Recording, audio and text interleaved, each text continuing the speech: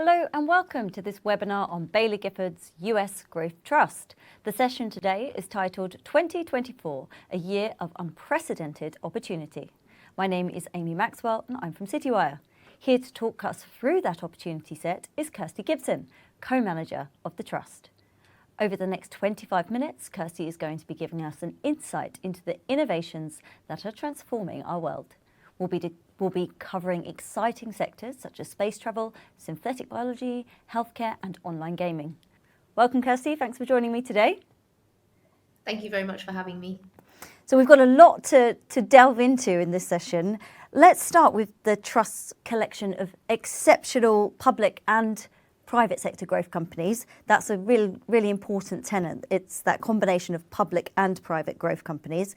And home to many of these is the US. So what is it about the US that keeps it consistently among the best places to find and invest in exceptional growth companies?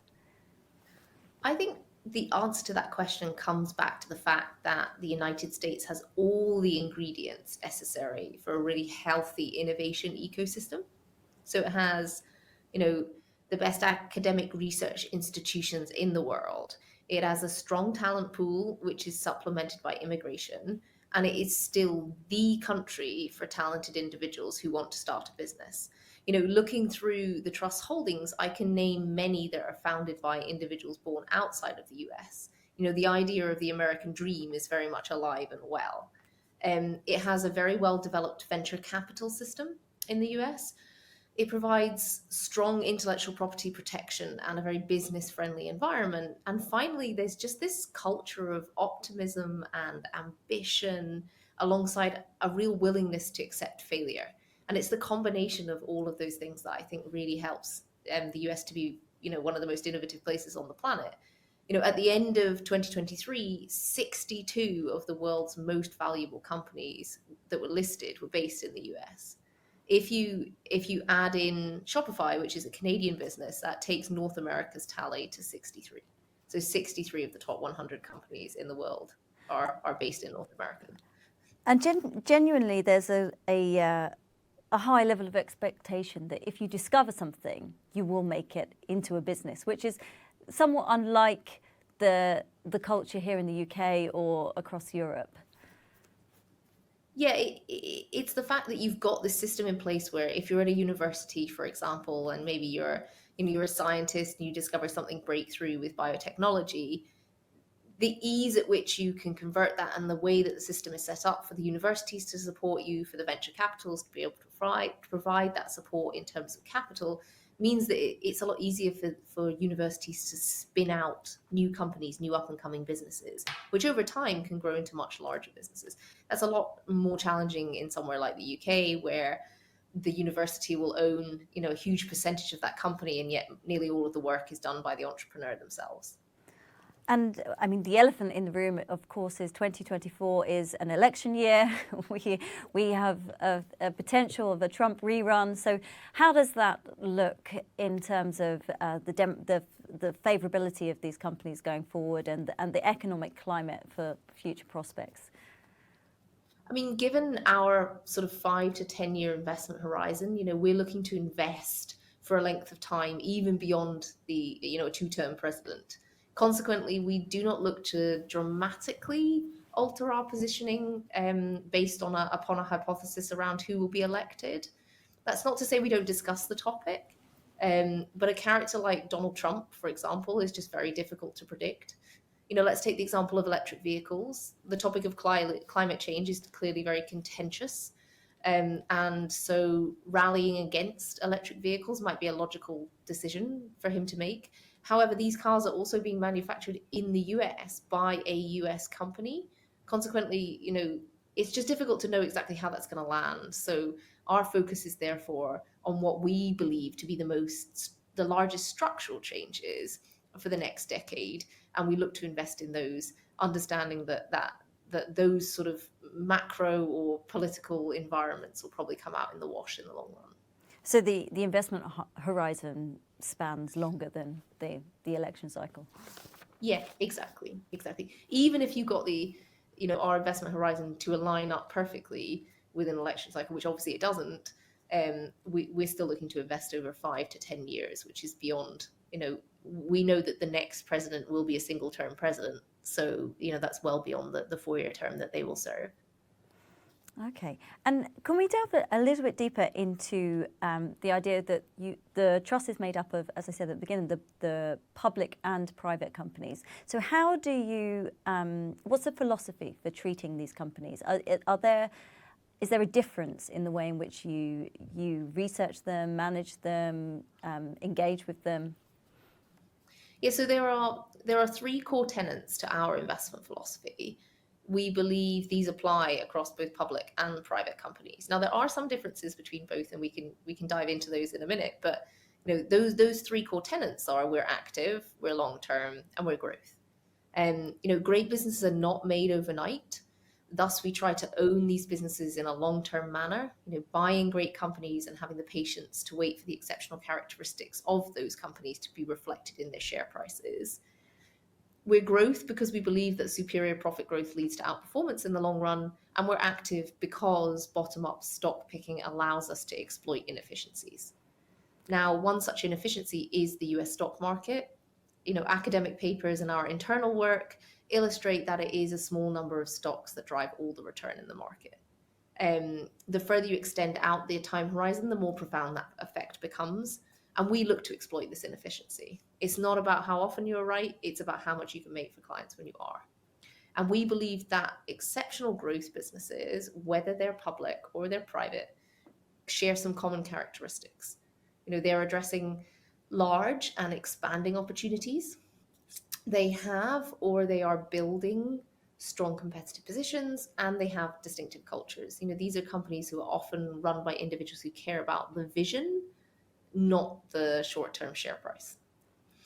The main difference I would highlight between the two is that, private companies can choose who their investors are.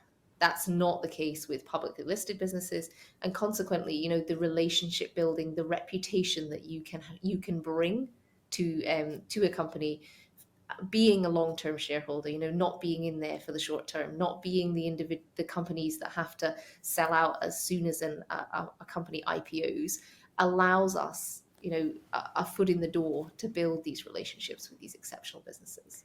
And do you think there's been a cultural shift where we've seen companies staying private for longer? And if so, what do you think has been driving that?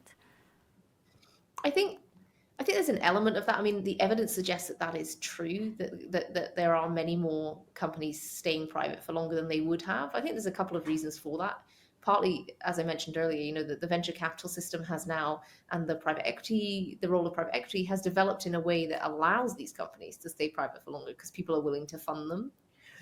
I think it's also partly a reflection of, public markets. The time horizon of public markets has shortened quite dramatically over the past couple of decades. And the reality is, if you're running a company where you're trying to change the world, or you're trying to invest in a technology that's going to take the next decade plus to bring to the forefront, if you have to sit and report to investors on a quarterly basis, and your share price is going to be going up and down all over the place, that's going to cause quite a lot of distraction for management teams. Even the best of us, even with the best intentions of saying I'm not going to be distracted, your employees are going to be distracted by those share price changes as well. So I think that the public markets, the fact that the time horizon of the public markets has come in a long way, has potentially driven private companies to stay out of that market for as long as possible. So it could be potentially detrimental to the long-term sort of vision of the company by going public.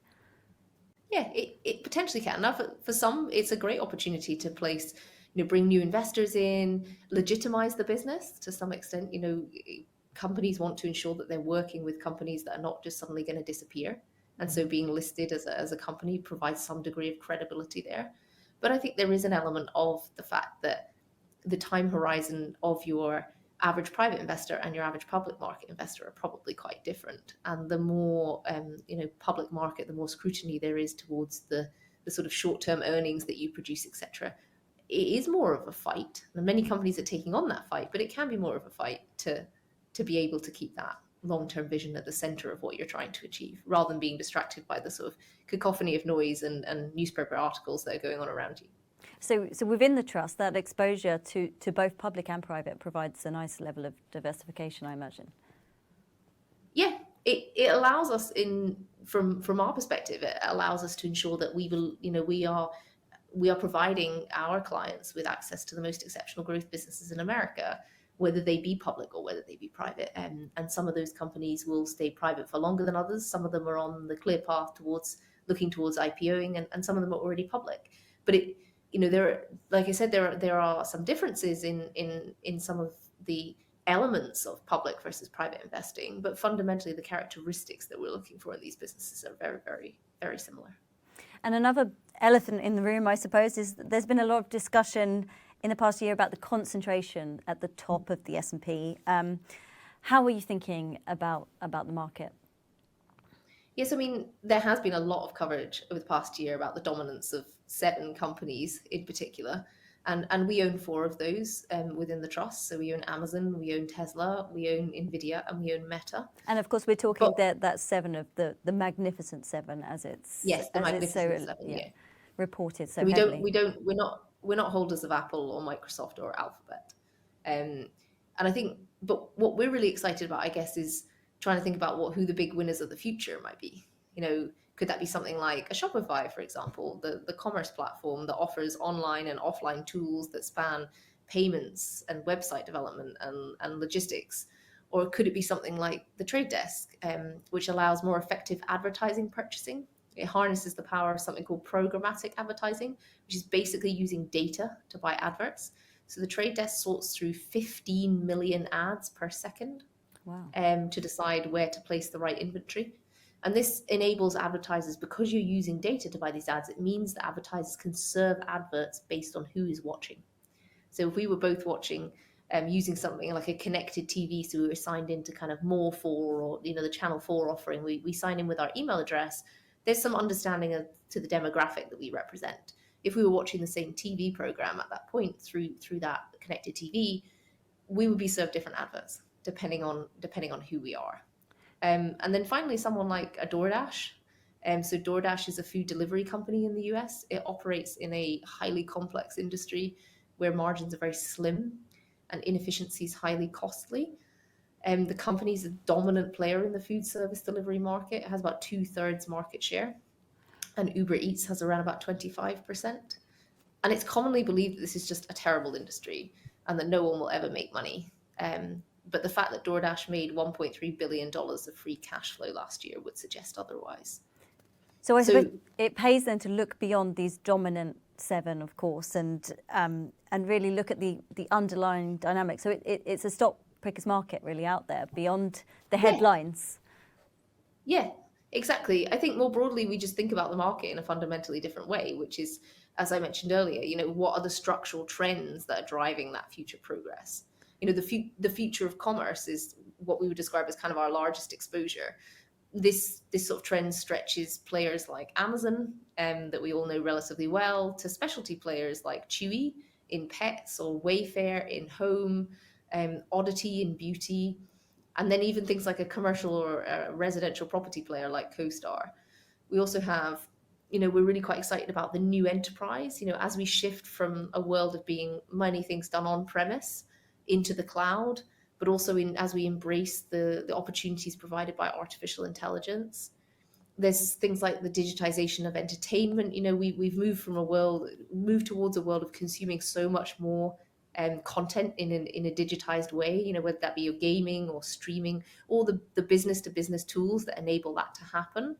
The future of transportation, as we move towards an electric vehicle world, or even something like in the healthcare sector, we're seeing a big evolution with the emergence of platform businesses in healthcare. So these are businesses where they have a sort of core technology and they're using that technology to address numerous different diseases, and also just the greater personalization of medicine more generally as well.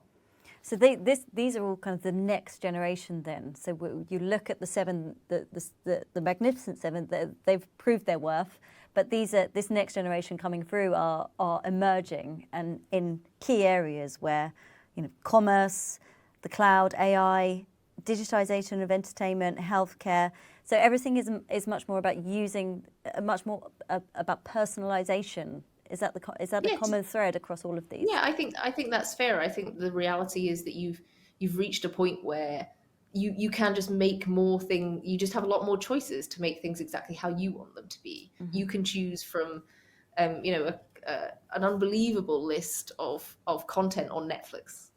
You can watch, anything from very niche to much more mainstream. You can, like you say, you can choose when you game, whether you game on your mobile or whether you're playing games on your PC or on a console, and potentially in augmented reality or virtual reality going forward. I think there's just so many more ways that each of us can find that kind of niche that we're most interested in, and companies are looking to provide that for us as individuals. Okay, let's get a bit deeper into some of the opportunity sets. So then what gets you really excited when you're looking at the portfolio right now? Is there some data that you can provide us with? Yeah, sure. So I think that if we focus on the public part of the portfolio at the moment, which is around 70% of the fund or the trust, what gets me really excited is just the fundamental progress that we're seeing in these companies. The median revenue growth rate for the public part of the portfolio is 23%. The market is 4%. Wow. So our listed businesses are showing growth and resilience even in a much more difficult macro environment. They're also adapting really well to an environment where self-sufficiency is essential. So 84% of the listed holdings by weight are at least positive free cash flow. So they have that sovereignty. They're in charge of their own destiny. And finally, our public businesses are investing. Is that what you would normally define as having a moat? What would have had it? No, a moat would be much more to do with the sort of competitive positioning. This is much more to do with the capital environment is just much more constrained at the moment than it has been historically. It's harder for companies to raise money. So if they have the ability to generate their own free cash, or they're able to have a large enough cash pile, they're less reliant or less dependent on external factors in order to fulfill their long run opportunity. They sort of have that sovereignty themselves to be able to achieve that. So that's the end of the easy money era. So those companies that can stand on their own 2 feet without the gift of central bank capital. Exactly. Yeah. And that's what, the past few years, a lot of companies have been navigating, is that they've been saying, oh, okay, we need to get to a point where we have that sovereignty. We are able to control our own destiny. And there will, of course, be companies, whether that be in early stage biotech or something like that, where they are going to need, they are dependent on capital raises. But I guess that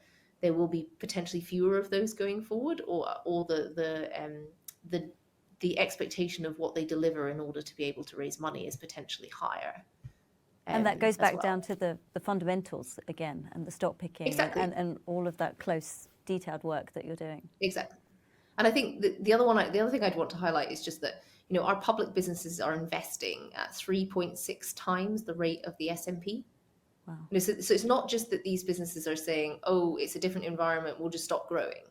These businesses are still investing in their long run opportunities as well. So that that's really exciting. And I wanted to touch a little bit about AI, because we hear a lot about NVIDIA, and AI is headline grabbing stuff. How does the trust look at it? I mean, from what I understand, most investments within the trust are in the kind of infrastructure space of AI. Could you explain the differences between the layers of where we're at with AI, and what is investable and what is not right now? Yeah. So I think upfront is worth saying that I think AI presents a colossal opportunity, and I'm comfortable saying that I think this platform shift will be bigger than mobile. Wow. But we are very early in the change. And I think, so one of the models that we use internally is like you say, is thinking about the different layers. So most of our investments have been, or are, in this kind of infrastructure layer, or in the kind of cloud compute data center layer, so the sort of layer above that. Think about, we have stakes in NVIDIA and Amazon through, AWS being in cloud computing. What happens in that middleware layer? So this would be the AI model layer. So the ChatGPTs, the Llama 2s, all the kind of models. And then the app layer on top. So the people who build on top of those models. is just much more difficult to predict right now, given how early we are. Now, I'm sure that businesses will emerge that build apps on top of that AI layer and that go on to be very, very successful. Right now, what we're seeing is companies in our portfolio who are saying, hey, this represents a really significant opportunity for us. So one such company would be Duolingo. Duolingo is the language learning app. Lots of people using it to learn a language. And they've suggested that the emergence of generative AI has reduced the time that for them to reach parity with a human tutor from 15 years to 5 years. Wow. So this is what we're beginning to see, but like I say, we're just really early in the kind of what potentially we can do with these tools. Okay. Now we've got a few minutes left of our before we move on to the Q&A. So I just wanted to get a flavour of some of the things in the private companies that you're excited about as well. Could you tell us some more about some of those in the trust? Yeah, no, absolutely. So like I said, 30% of the portfolio is in private companies. We can go up to 50, but we're around about 30 right now. And we ultimately believe this is something to be celebrated. This is why we launched the trust in the first place, to be able to have both public and private companies. Now, our top 10 private companies are 81% of the private weight right now. And actually 7 out of the top 10 private companies are large enough to be in the FTSE 100 if they were public. So these are not small companies. Yeah, do you think there's some misconception then about the size of the private companies and I think there's a sense that people sort of think it's like two guys in a garage in Palo Alto, and the reality is that that's just not true. These are companies that historically, like we said, would have been listed, but they're choosing to stay private for longer. So they're growing very well. Those top 10 that I mentioned, they have a 3-year average growth rate of 90% per annum. Like I said, that's versus a market of 4. The R&D spend is even higher than what we see with our public companies. So it's 6.3 times the rate of the market. So these companies they're growing, they're investing, and they're demonstrating, strong financial health as well. 40% of them have a cash runway of 1 to 3 years, 30% 3 to 5 years, and 30% have 5+ years of cash runway as well. So again, they're in a good. Many of them are in the top 10. They're in a very good financial position. Okay, and SpaceX is your number one holding in the private top 10 as well as number one holding overall. Yeah. So a high conviction there. Anything to add on the investment case and how you see its trajectory going forwards? Yeah, so for those of you who don't know, although it's been in the news relatively recently, but SpaceX makes rockets and satellites. So I think it was in 2018, they made 21 launches of their rockets, about half of which made successful ground landings, because what makes SpaceX different is it re-lands its rockets afterwards. In 2023, the company launched 97 orbital missions. It's more than tripled the number of launches since 2021, and they're all coming back to be usable again. It's driving the launch market. It has more than 2/3 market share, and it's achieved this while making its service much cheaper, which has been driven by the reusability of its rockets. And I think nothing illustrates this better than the fact that the company has recently relaunched one of its Falcon rockets for the 15th time. And SpaceX is also leveraging this cost advantage to move into the communications sector via something called Starlink.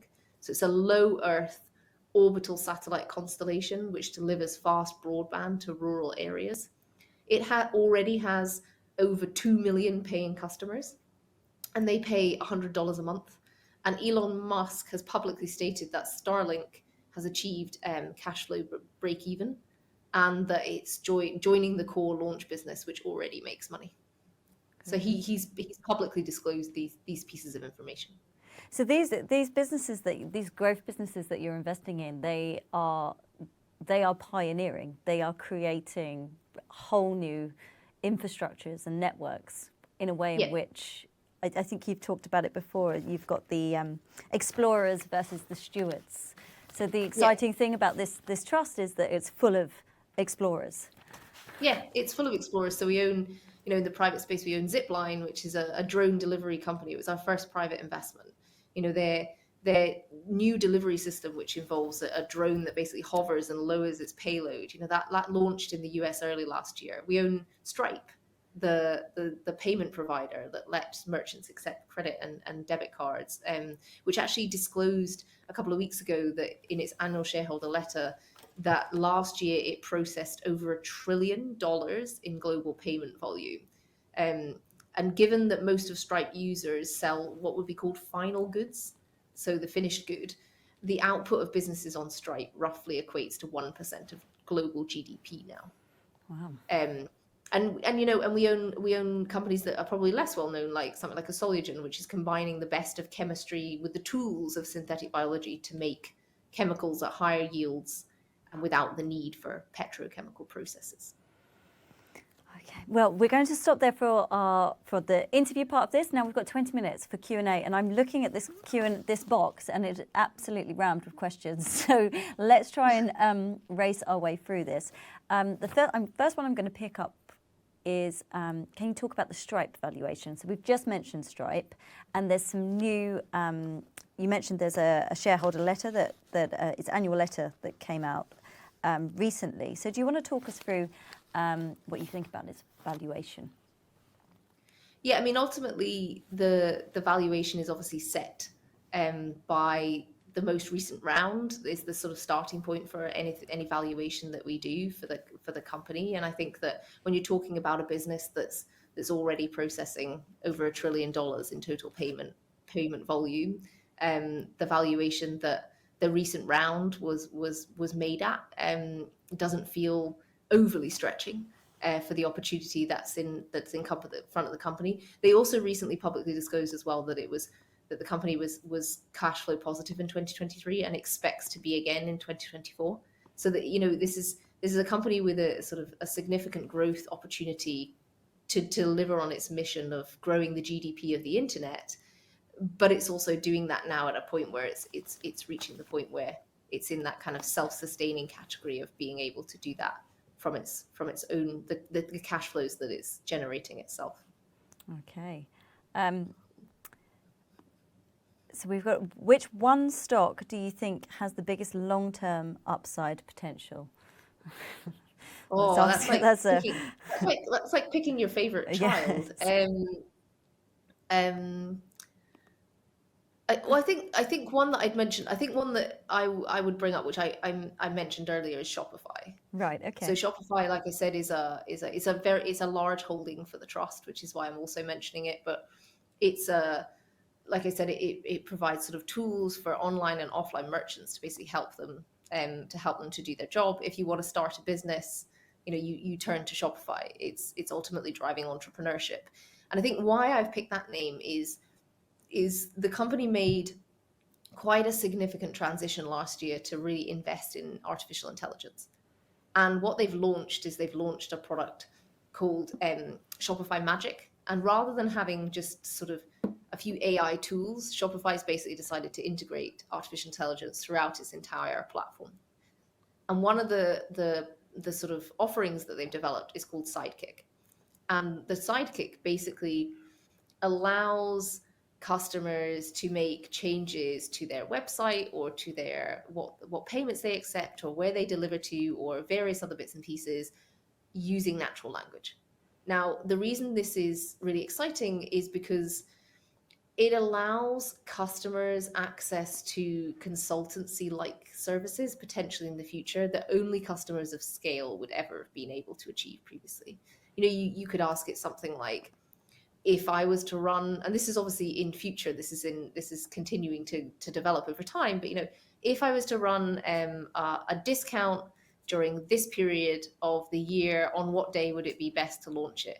And based on all of the data that Sidekick has knowledge of in the Shopify ecosystem, it could say, given the product that you have, this is the best time. Or it could be, I sell snowboards in wintertime and I sell skateboards in summertime. Could you please update my website and change it from snowboards to skateboards? And it would just do it for you. And I think what's powerful about that is it basically continues to lower the barriers to entrepreneurship.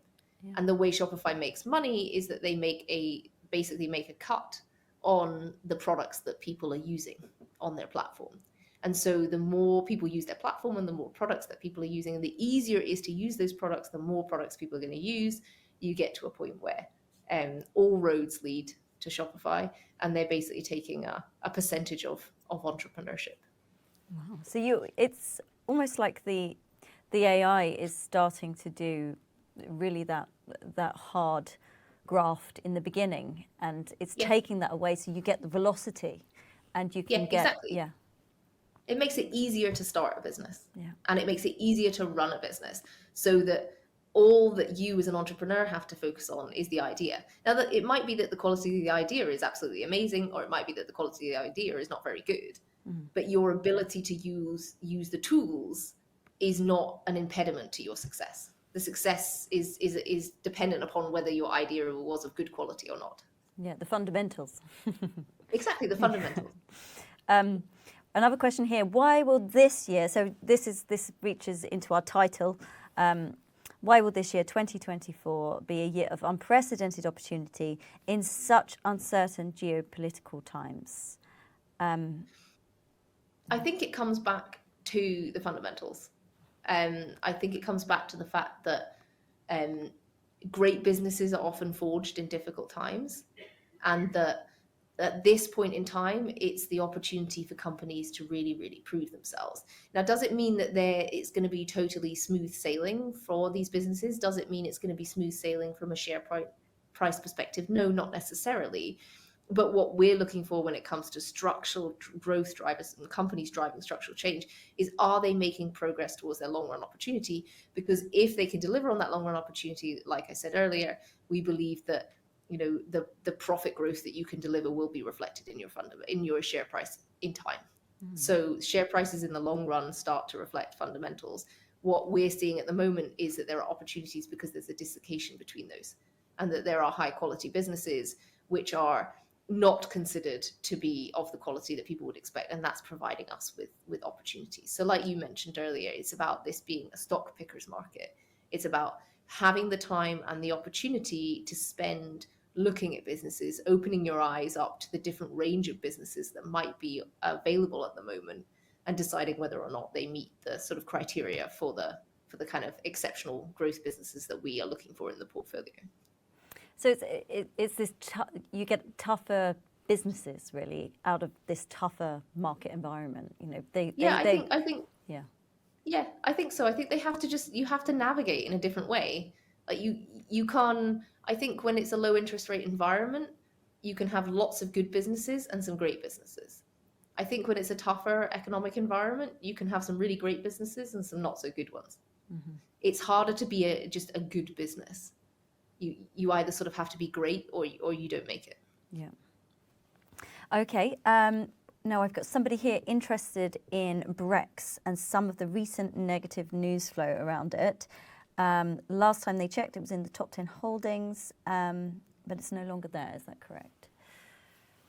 Yeah, I think that's much more a reflection of moves within the portfolio, as opposed to, it's not that we've been actively reducing that. It's the case that because we have a mix of public and private companies in the portfolio, if the public companies do well, it can rearrange the sort of top 10. So it's not an active decision to be reducing that. Okay. And should we touch upon the investment case for Brex and a little bit more about it for anyone who's not sure? Yeah, so Brex is providing, ultimately providing financial offerings to smaller businesses, and obviously it can be a harder environment right now for a company like that, with the fact that if the macro is much tougher, that smaller business and smaller business formation, it can be more challenging. These is mainly for startups as opposed to just small businesses full stop. It's much more for startups. And so in the longer run, the great opportunity here is that startups often find it difficult to gain access to things like credit cards, for the fact that they don't have the credit record to be able to get those credit cards, and yet often they have a very large pile of cash in their bank accounts that they've managed to raise through a variety of different means. And so what Brex is doing is it's using this as an opportunity to underwrite these startups' risk, using a different using different metrics to the traditional things, so that you can provide these credit cards to startups, and then over time you can start to provide other things like expenses systems. If you're providing startups with credit cards, do you also provide them with the expense system to help manage if you're handing those out to employees, do you want to have spending limits on those cards, et cetera, et cetera? So again, it's infrastructure to make entrepreneurship more viable. Yes. Yeah. This one is as well. Yeah. Yeah. Definitely. We've got a bit more of a macro question here. So, America is overstretched militarily. Regardless of who is president next year, where is your portfolio positioned regarding rebuilding in the sector? Does that make sense? Rebuilding in So I suppose it's defense. US? Defense, I suppose. Defense. Yeah. So are there many growth players in the defense sector? I think this is where this question is going.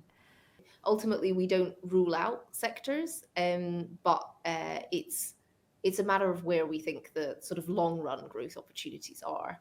And I think that it's obviously something that we can consider and we can look into, but it's not like we're explicitly saying here's a sort of trend that we expect to happen over the next year or so. Shall we try and buy some of those holdings? There are quite a lot of companies doing bits and pieces in connection with defense. So someone like a Ginkgo Bioworks, for example, is doing a lot of they're a synthetic biology company. They sort of scaled up their testing business during COVID. They created a testing business for testing for COVID, and they've sort of pivoted that business into biosecurity more generally. So testing water on aeroplanes, etc., trying to understand more about biopathogens or pathogens that might be coming, whether that be from natural sources that could mutate at some point into viruses, or whether that be from countries trying to use bio weapons. So there are elements there, but I think that I'd be hard pushed to say that we don't own a Northrop Grumman or someone like that, a pure defense name. Okay. You mentioned the pandemic. There is a question here about Moderna. Why have you reduced your holding in Moderna when other BG trusts still have much larger holdings? Is that So we haven't actively reduced our holding in Moderna, and that's partly a reflection of Moderna, not from a share price perspective, not performing as strongly as other things within the portfolio. I think the reality of Moderna is, we didn't invest in Moderna for COVID. We had invested a couple of years before that. We invested in Moderna on the back of the fact that, like I mentioned earlier, that we see healthcare, the emergence of these platforms within healthcare. And Moderna is one such potential platform. So mRNA is the platform. Can you use mRNA to treat a variety of different diseases? And I think what the benefit of the pandemic for Moderna was that it proved the speed at which they could develop a vaccine, the effectiveness of such vaccine, which ultimately de-risked the use of mRNA in vaccines for infectious diseases. But the reality is they have faced challenges in that movement from the pandemic to the kind of endemic phase. Mm-hmm. And it's been difficult to know precisely, how much demand there will be for their vaccines. Why we still remain excited about them is that they are very much focused on this broader platform, this broader portfolio of offerings. Now, they've got data coming out in the next year for their combination of flu and RSV together. Flu and COVID together, a double vaccination for that. They've got RSV data coming through. They've also got they're moving the cancer vaccine that they've had very positive data for. They're moving that cancer vaccine into a different types of cancer. So they started in melanoma and they're now moving into testing that in other cancers as well. So it's much broader than a sort of COVID vaccine player, but they have obviously had to navigate that more challenging environment. It feels like that goes back to the central kind of ethos of the trust, where it's investing in the next generation. So given the fact that you were a holder pre-pandemic, it's moving. You were thinking about the next generation and its potential beyond kind of that crazy period. Exactly. And the benefit of the pandemic for Moderna is it's provided it with a very large cash pile for them to be able to go about spending and investing in these new areas over time. The negative of that experience for them has been trying to navigate from, from selling unbelievable quantities of vaccine to selling much lower amounts, and trying to work out where that sort of steady state level was going to be. Okay. Now we're in the last few minutes here, so maybe we've got somebody here would like to hear a little bit more about what you've learned from a mistake. Lessons learned from Neuro and Carvana. So if you consider those to be mistakes, or what are the lessons learned from Neuro and Carvana? I think the challenge with something like a Carvana has been so this is a secondhand car platform in the US, so for selling secondhand cars. And I think the challenge that they faced was ultimately the way the business was structured, that when the interest rate environment changed, it created a lot more pressure for them as a company. And we had a genuine question as to whether the company would be able to survive the environment that they were in, and we consequently sold. Now, the share price has done extremely well since we've sold. But I think for me, the reason that we sold at that point in time was the company was not in control of its own destiny at that point in time. The company was reliant on the market environment changing. And ultimately, our ability to have insight as to when and if that happens is relatively limited. And so from a sort of process and philosophy and process point of view, I think it would have been very difficult for us to continue to own that business at that point in time, when we had serious questions as to whether it was actually going to be able to survive. And that's why we decided to sell it. Unfortunately, since then, like I say, the share price has done really, really well. But I think that ultimately that has been particularly reflective of the fact that there have been easing concerns around interest rates and where things are, and that the pressure on the business and the amount of debt that they have and the model that they operate, people feel is less under threat than it would have been. So you were slightly cautious in that regard, and given the fact that maybe the economic environment is softening perhaps a little bit more than we had anticipated. Is that fair to say? I think that we tried to be very long term in the way we went about investing in Carvana, and we held on and we kept underwriting our investment case. We revisited the upside case that we felt we could make, etc. But it got to the point where we just didn't have enough conviction in that upside case to be able to continue to hold it, and consequently we sold. Okay, excellent. Okay, well, we are nearly out of time. So there's one last question. This is the final question. It's quite a technical one, but I think maybe we'll get on to the specifics of the trust. So could you have a word, could you comment on the NAV? So given 30% private valuation, is the current 13% discount to NAV fair?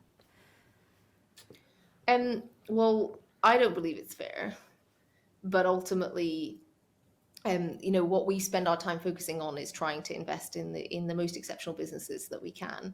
And I think that the NAV has been a reflection of concerns people have around the interest rate environment, combined with feelings around growth investments generally, and whether this is the right environment to investing in growth companies. I think we've done a lot of work trying to show people that ultimately the fundamentals of these companies are really quite strong, even if some of the share prices have not been as strong.